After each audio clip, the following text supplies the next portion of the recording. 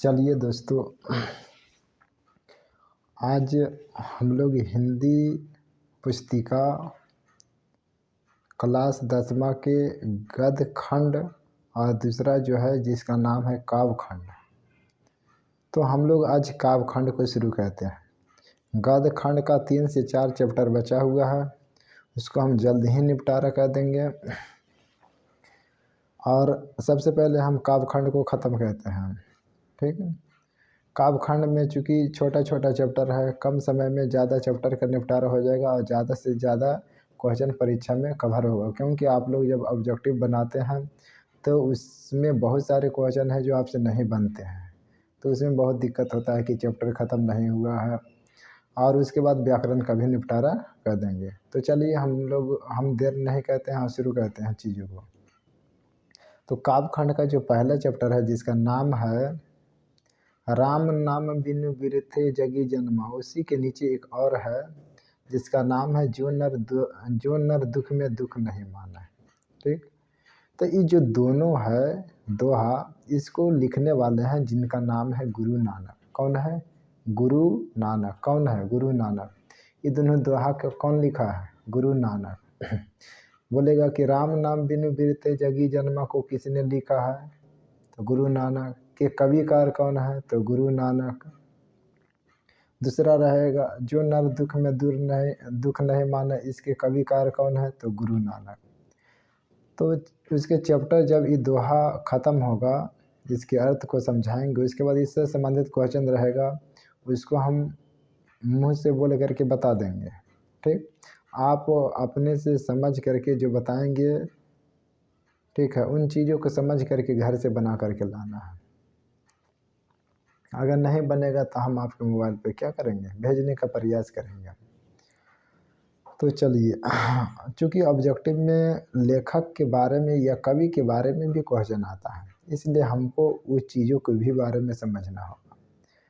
तो देखिए, सबसे पहले अगर अच्छी तरह से समझना है तो सबसे पहले आप घर से पढ़ के आइए। और जब घर से आप पढ़ के आइएगा तो उस चीज़ों को बेहतर तरीके से समझ पाइएगा। तो घर से पढ़ के आइए तो ज़्यादा समझ में आएगा। समझ रहे हैं ना? और न पढ़ के आइएगा तो भी समझ में आएगा, लेकिन जब पढ़ के आइएगा तो बेहतर समझ में आएगा, कभी नहीं भूल पाइएगा। तो चलिए, अगर आपको मैट्रिक में पास होना है ना, तो सबसे पहले ऑब्जेक्टिव को कवर करना पड़ेगा। आप पहले पिछले साल कितना पढ़े हैं, सबसे पहले सबका रिवीजन ज़रूरी है। भुला गए होंगे तो सबसे पहले रिवीजन कीजिए, उसके बाद नए चीज़ों को पढ़ने का प्रयास कीजिए। ठीक, तो पीछे वाला जो चीज़ है उसका बराबर रिवीजन कीजिए, काहे कि समय बहुत कम है। ऑब्जेक्टिव सेट मारिए, जो नहीं आता है, जो गलत होता है उसको याद कर लीजिए। ठीक, अब एक दिन के बाद उसको रिवीजन करने का प्रयास कीजिए। तो चलिए गुरु नानक के बारे में समझते हैं। गुरु नानक जो है, तो हम लोग में 3-4 धर्म हमारे देश में मुख्य रूप से प्रचलित हैं। हिंदू, मुस्लिम, सिख, ईसाई, पारसी भी है, बौद्ध भी है, जैन भी है। ठीक, तो इसमें जो एक धर्म है सिख कहने का मतलब है पंजाबी। पंजाबी कहने का मतलब है जो माथे पे बांध के गमछा रखते हैं ना, ठीक, उन्हीं को पंजाबी बोला जाता है। वो सिख धर्म मानने वाले हैं। तो सिख धर्म के सबसे पहले कोई ना कोई गुरु जी होंगे। तो जो पहला गुरु है उन्हीं का नाम है गुरु नानक। तो सिख धर्म में 10 गुरु हुए थे मुख्य रूप से। ठीक, 10वां जो गुरु है उनका नाम है गुरु गोविंद सिंह। और ये जो जन्म लिए हैं पटना में, रेलवे स्टेशन के बगल में एक महावीर मंदिर है, वहाँ पे जन्म लिए हैं। तो वो मंदिर में इतना पूजा होता है, इतना दान मिलता है ना, कि राम मंदिर बन रहा है उसमें भी बहुत सारे रुपये दान में दिए हैं। ठीक, बनाने में दिए हैं, बहुत पैसे वहाँ आता है। तो सबसे पहले इनका जो सिख धर्म के पहला गुरुजी थे उनका नाम है गुरु नानक। मतलब सिख धर्म को ही शुरू करने वाले, हिंदू धर्म से अलग होकर के गुरु नानक एक धर्म बनाए हैं जिनका नाम है सिख धर्म। तो सिख धर्म के गुरुजी, पहला गुरुजी कौन है? गुरु नानक। मतलब सिख धर्म का प्रवर्तक किसने किया था? तो गुरु नानक। मतलब सिख धर्म को कौन शुरू किया था? तो गुरु नानक। गुरु नानक जी का जन्म हुआ था न 1469 ईस्वी में। कब हुआ था? 1469 ईस्वी में। बोलेगा कि गुरु नानक जी कब जन्म ले लिखे? तो 1469 ईस्वी में जन्म ले लिखे। ठीक। कब? 1469 ईस्वी में। 70 में एक कम, 1469, 1469 ईस्वी में। ये जौन गांव में जन्म लिया है वो गाँव के नाम है तलवंडी। कुछ नाम है तलवंडी। कौन गांव में जन्म ले लिखी? तलवंडी। तलवंडी। तो बताइए गुरु नानक जी का जन्म कब हुआ? 1469, 1469 ईस्वी में। कहाँ हुआ? कौन गांव में? तलवंडी। ये जो गम्मा है कौन जिला में पड़ा होता है? तो वो जिला के नाम है लाहौर। कौन जिला है? लाहौर। कौन सा जिला है? लाहौर। कहेगा कि गुरु नानक जी कौन जिला में जन्म लिया है? लाहौर। और लाहौर जानते हैं इंडिया में नहीं है, पाकिस्तान में चले गया। जब भारत और पाकिस्तान का बंटवारा हुआ था ने, तो आधा पंजाब इंडिया में रह गया, आधा पंजाब कहाँ चल गया? पाकिस्तान में। और लाहौर पूरा के पूरे ज़िले कहाँ चले गए? पाकिस्तान में। तो पंजाब लाहौर ज़िला में हुआ था, और लाहौर कहाँ है? पंजाब में। तो गुरु नानक जी का जन्म 1469, गांव का नाम तलवंडी, जिला का नाम लाहौर, और वह कौन सा देश में चला गया? पाकिस्तान में। मतलब पाकिस्तान में है। इनकी जो पापा है ना, पापा मतलब पिताजी, मतलब बाबूजी, इनके जो पिताजी हैं, पापा हैं, वो एक बहुत बड़े के व्यापारी थे। व्यापारी मतलब बिजनेस करने वाले। गुरु नानक जी के पिताजी एक बहुत बड़े व्यापारी थे।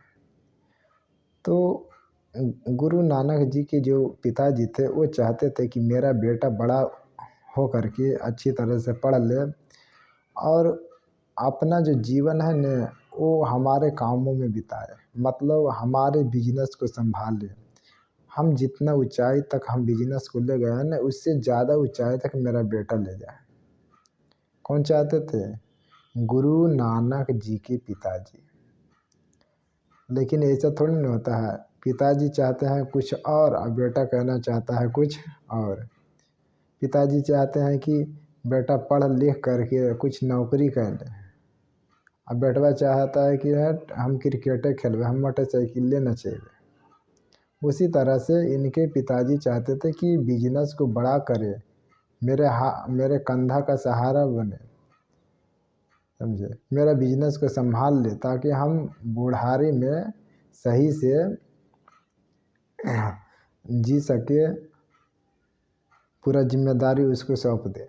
लेकिन इनका जो मन था, इनका मन कभी भी बिजनेस में नहीं लगता था। इनका मन हमेशा भक्ति में रहता था, भगवान के भजन करने में, भगवान को याद करने में, भगवान की पूजा करने में।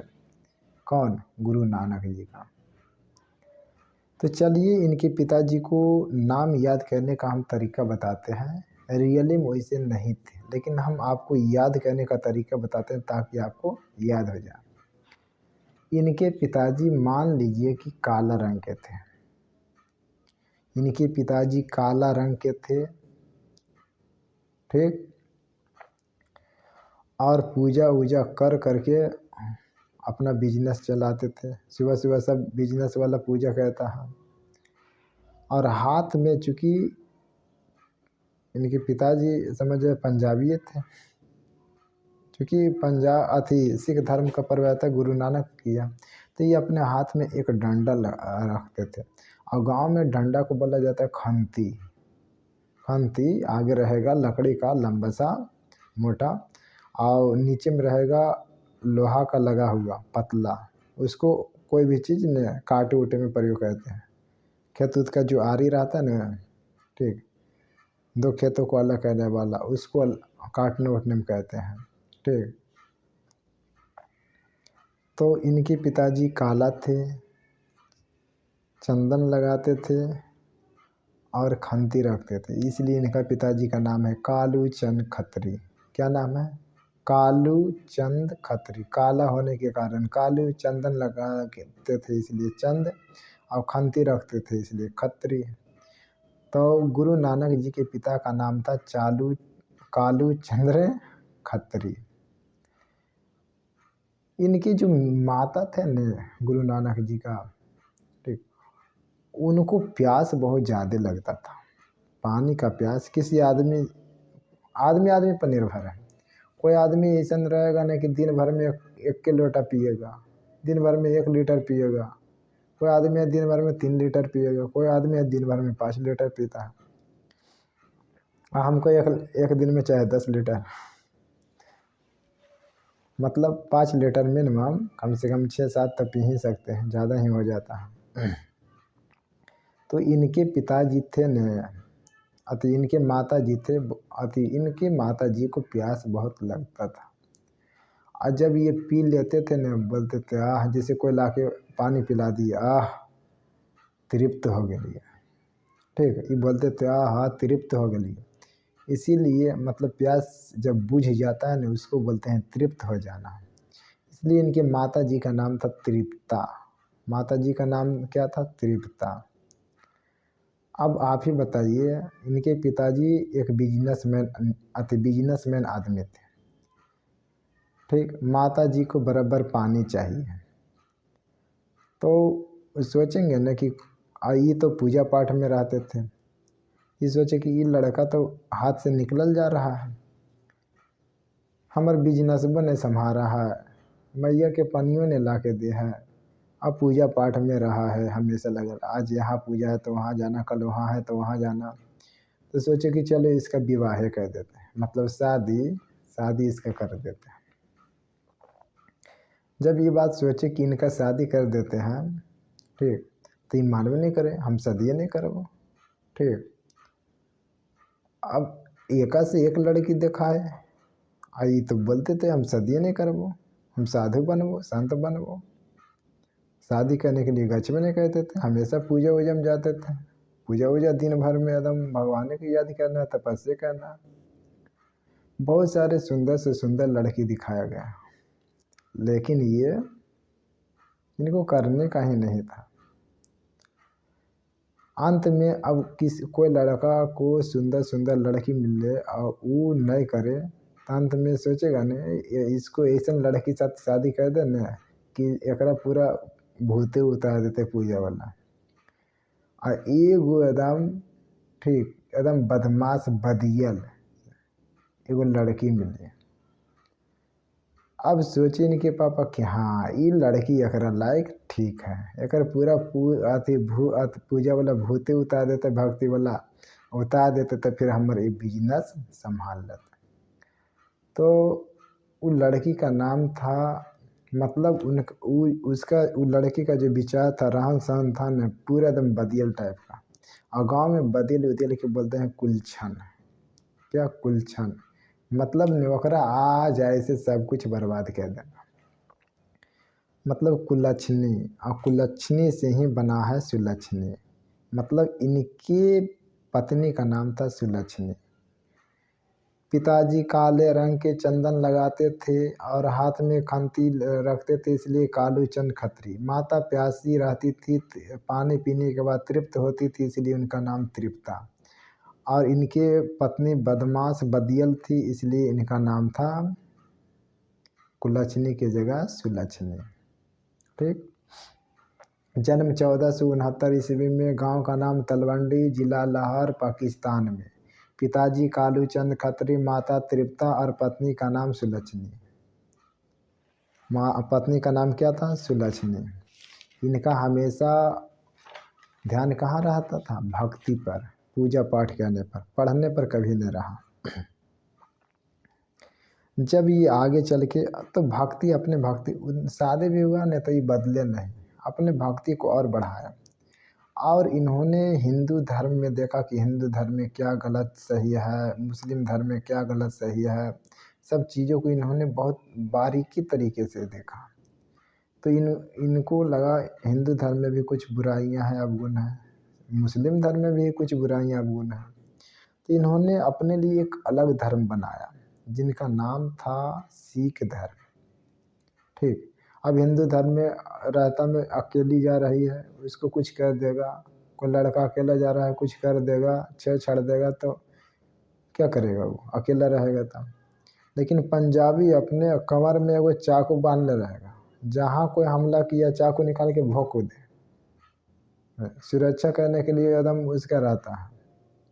और इतना ताकतवर रहता है ना कि एक सन्नी देओल का देखा है ना पंजाबी, एक एकदम एक जो मुक्का है ना उसका 5 किलो का, मतलब मारेगा ना तो 5 किलो के वजन के बराबर ताकत लगेगा।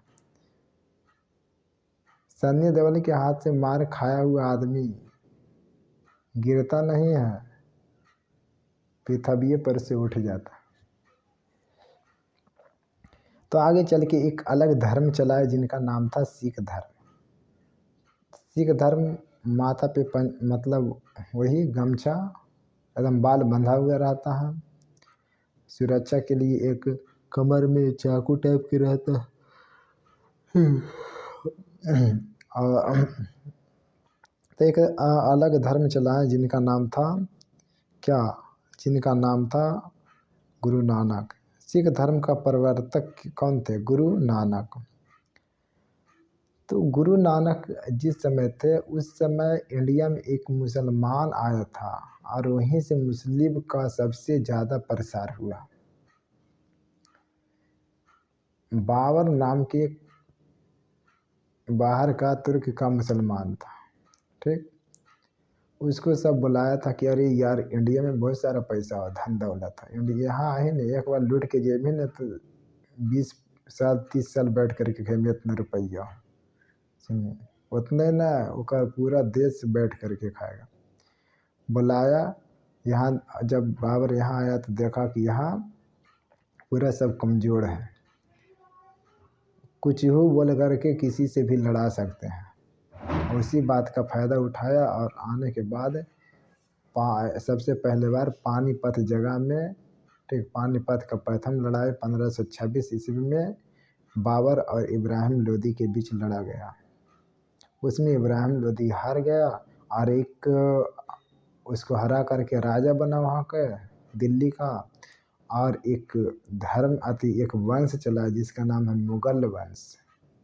तो मुगल वंश का संस्थापक पूछे ना था बाबर। ठीक, कौन, बाबर, बाबर। ठीक, बाबर एकदम धैल बदियल था। ठीक, और वही समय में ये भी थे कौन, गुरु नानक। इनका हमेशा सिद्धांत था पूजा पाठ करना। तो गुरु नानक की एक दिन भेंट हो गई, उधर से बाबर आ रहा था अपना सेना के साथ, इधर से गुरु नानक भक्ति करते हुए साधु संतों के साथ जा रहे थे, रास्ते में भेंट हो गया। ठीक, तो फिर देखा मिला उला। ठीक, बाबर से कौन, गुरु नानक मिले, उसको भी समझाया कि इसे भक्ति करना है, ये करना है, वो करना है राम नाम के। और वो घोर विरोधी था, वो नहीं सुना। तो बाबर की भेंट किससे अति, गुरु नानक की भेंट किससे हुई थी, बाबर से। मतलब कि गुरु नानक किसके समकालीन थे, किस राजा का उस समय शासन था, बाबर का। जो गुरु नानक जो दोहा जो लिखे हैं ना, या कविता जो लिखे हैं, ये ब्रज भाषा, ब्रज भाषा कहने का मतलब है कृष्णा की जो नगरी है, ठीक, उन नगरी को बोला जाता है जहाँ कृष्ण भगवान बचपन में खेलते थे, कूदते थे, मक्खन चुराते थे। तो वो जो पूरा नगर है ना, शहर, उसको बोला जाता है ब्रज भूमि। और वहाँ की जो भाषा है ना उसका नाम है ब्रज भाषा। क्या नाम है, ब्रज भाषा। ठीक, खड़ी बोली के मतलब ठेठ बोली, अरे ये काम कर दे नहीं। तो खड़ी बोली और ब्रज भाषा, ब्रज मतलब कृष्णा की बोली, तो ब्रज भूमि की बोली के ब्रज भाषा बोला जाता है। खड़ी बोली मतलब ठठ। तो जो गुरु नानक थे अपना कविता लिखे थे ब्रज भाषा और खड़ी बोली में, ब्रज भाषा और खड़ी बोली में। और इन्होंने अपना कविता, चूँकि पंजाब के थे इसलिए पंजाबी में भी लिखे और हिंदी में भी लिखे। तो अगर पूछे कि गुरु नानक अपना कविता किस में लिखे? तो ब्रज भाषा और खड़ी बोली में, पंजाबी और हिंदी दोनों में। ठीक है। ये अपना आदर्श अपना गुरु जी मानते थे कबीर जी को। मतलब कबीर जी दोहा लिखते थे ना, तो ये भी दोहा लिखने का प्रयास किए। कौन दोहा लिखने का प्रयास किए? गुरु नानक। कबीर जी के छोटा दोहा में इतना अर्थ निकलता है, कम शब्द में ज़्यादा का बखान कहना, ज़्यादा बतला देना। ठीक, ये कबीर जी के दोहा में है। तो ये भी सोचे ना कि हम भी दोहा लिखते हैं, कम दोहा में ज़्यादा शब्द का को समझा देना, ज़्यादा चीज़ों को बतला देना। तो इन्होंने अपना गुरु समझ जाओ कि कबीर को मानते थे, उनके आदर्शों पर चलने वाले आदमी थे। कौन? गुरु नानक। कौन? गुरु नानक। इसलिए कबीर जैसी रचना लिखने का प्रयास किया। कौन? गुरु नानक। इनका उपदेश, ठीक, मतलब ये जो कुछ किताब चलाए थे, किताब लिखे थे। पहला था गुरु की महत्ता, मतलब इस संसार में अगर कोई महान है तो वह है गुरु जी। भगवान से भी महान है गुरु जी। गुरु जी ही गलत चीज़ों को बताते हैं कि गलत है, सही चीज़ों को बताते हैं सही है। दोनों में अगर अंतर ढूंढना होगा ना, तो गुरु जी ही आपको सही रास्ता दिखाएंगे। गुरु जी के बताए गए रास्ते पर अगर आप चलिएगा ना, तो सफलता निश्चित है, बहुत आगे तक जाइएगा। तो गुरु ही महान है, इसलिए गुरु के महत्व पर लिखे थे। संसार की क्षण भंगुरता। संसार मान लीजिए तो ये बहुत बड़ा का संसार है, न मानिए तो बहुत छोटा संसार है। इस संसार में सब कुछ है, मान लीजिए तो कुछ भी ना है।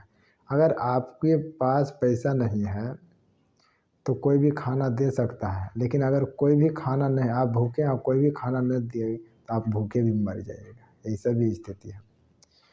तो संसार क्षण भंगुर है, तुरंत खत्म होने वाला चीज़ है। और तीसरा है जो ब्रह्म की सर्वशक्तिमता, मतलब ब्रह्म मतलब भगवान ही इस संसार में सबसे ताकतवर है, उनसे ज़्यादा ताकतवर कोई नहीं। और अगर आप चाहते हैं कि भगवान का दर्शन हो, जन्म लेना, मरना, पढ़ना, लिखना, इन सब बंधन से मुक्त होना चाहते हैं ना, तो भगवान की तपस्या करो, मतलब भगवान के नाम के जप करो, मतलब जप की महिमा, नाम जप की महिमा। और ईश्वर की सर्वव्यापता, मतलब ईश्वर सभी जगह पाए जाते हैं। तो सबसे पहले इनका जो था उसका नाम है गुरु की महत्ता, दूसरा संसार की क्षण भंगुरता, ब्रह्म की सर्वशक्तिमता, नाम जप की महत्व, ईश्वर की सर्वव्यापकता। अब ये क्या हुए कि कुछ दिन जैसे एक धर्म चला है सिख धर्म, उसके बाद दूसरा, इनके मरने के बाद दूसरा गुरु जी आएगा। सिख धर्म का प्रथम गुरु, सिख धर्म का दूसरा गुरु, सिख धर्म का तीसरा गुरु, सिख धर्म का चौथा गुरु, पाँचवा गुरु, छठा गुरु, सातवां गुरु, आठवां गुरु, नौवां गुरु, 10वां गुरु। 10 गुरु तक हुए सिख धर्म में। ठीक, तो ये बहुत सारे किताब लिखे, लेकिन सब कोई किताब यहाँ, कोई किताब वहाँ, कोई किताब यहाँ, ठीक, जहाँ जैसे तैसे पढ़े हुए थे। इनकी किताब में इतना ज्ञान वाला चीज़ था नहीं, लेकिन उसको समझने वाले कोई नहीं। अगर कचड़ा में पड़ा है तो कचड़े में दियाँ खा रहा है। ठीक, पहला गुरु अपना राज किया, उसको इस समझ चीज़ों से मतलब नहीं रहा कि इसमें क्या लिखा है। अरे लिखल है, हम राज कर रहे अपना आराम से भोग विलास में रहते। जब इनके पांचवा गुरु जो हुए, जिनका नाम था गुरु अंगद देव। क्या नाम था? गुरु अंगद देव। ठीक,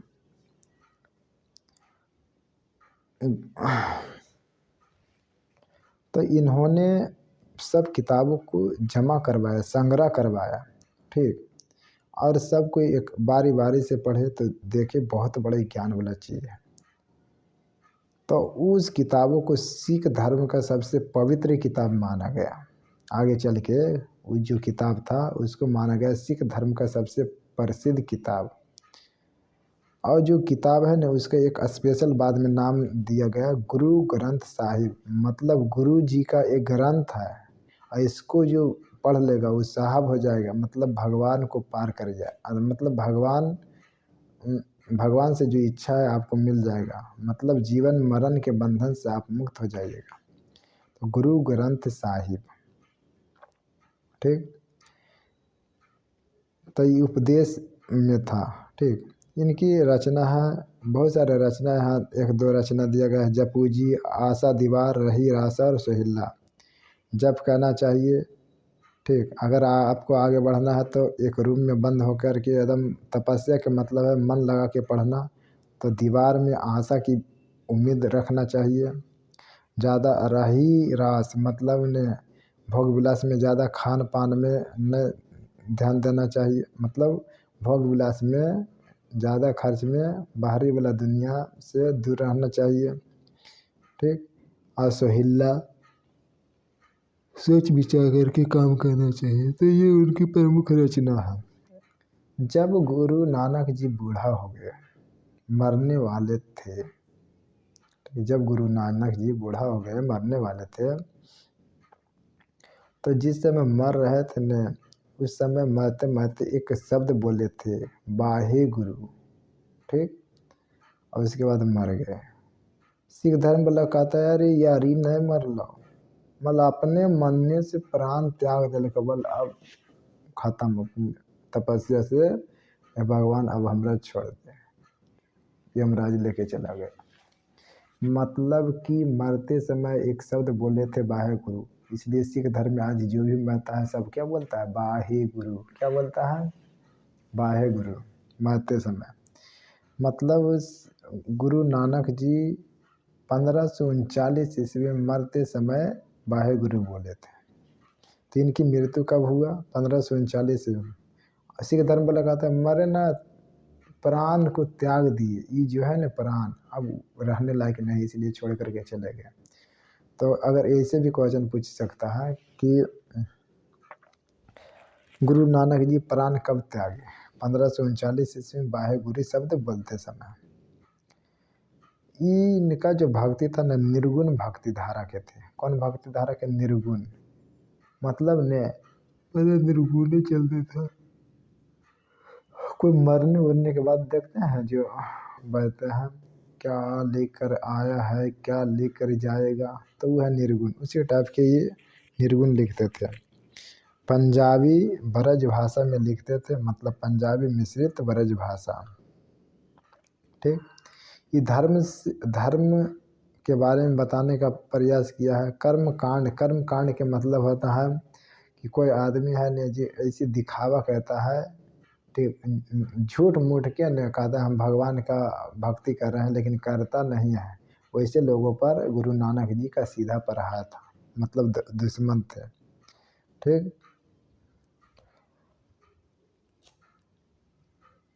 कर्म कांड वाले आदमी से एकदम घोर विरोधी थे, उसका आलोचना करते थे।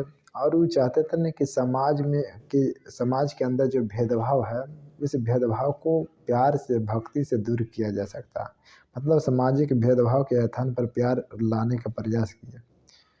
गुरु नानक जी यहाँ 2 पद लिखे, 2 दोहा लिखे हैं। पहला जो दोहा है, राम नाम बिनु बेते जगी जन्म, मतलब आप इससे पृथ्वी पर जन्म लिए हैं ने तो राम नाम का उच्चारण करना होगा, राम नाम का उच्चारण करना होगा। तो बाहरी वेशभूषा पर कर्मकांड पर के स्थान पर सच्चे दिल से भगवान राम का याद करना चाहिए, मतलब भगवान का भक्ति करना चाहिए, झूठ मूठ का दिखावा नहीं करना चाहिए। ठीक, और इस दुखमय जीवन को पार करने का उपाय ढूंढना चाहिए, और उपाय कहाँ से आएगा, भक्ति से। दूसरा जो है कि सुख और दुख में आपको एक समान रहना है, दुख से विचलित नहीं होना है। आप सुख से विचलित नहीं हो रहे हैं तो दुख से आप क्यों होइएगा। ठीक, आपको इन सब सांसारिक चीज़ों से ऊपर उठ करके अपने बारे में भी सोचना होगा, भगवान के बारे में भी सोचना होगा। अंतकरण से निर्मलता होना चाहिए। और अंत में क्या होता है कि गुरु नानक जी अपने भक्ति से ठीक भगवान तक पहुंच जाते हैं, मतलब भगवान से ज्ञान मिल जाता है। और वही ज्ञान को अपने किताब में लिखते हैं, वही ज्ञान कहलाता है उपदेश। क्या कहलाता है? उपदेश। अंत में ये गोविंद के साथ मिलकर जन्म मरण के बंधन से क्या हो जाते हैं? मुक्त हो जाते हैं। समझ गए?